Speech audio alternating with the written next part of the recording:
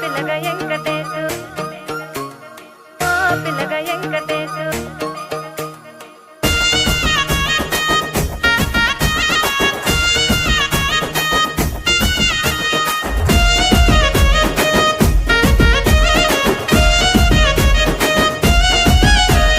సితిరాల మనసు నాది చిన్నగా పోతుంటావో చూడక పోతుంటావో ఇంట్లో చిన్నదాన్ని నేను సితిరాల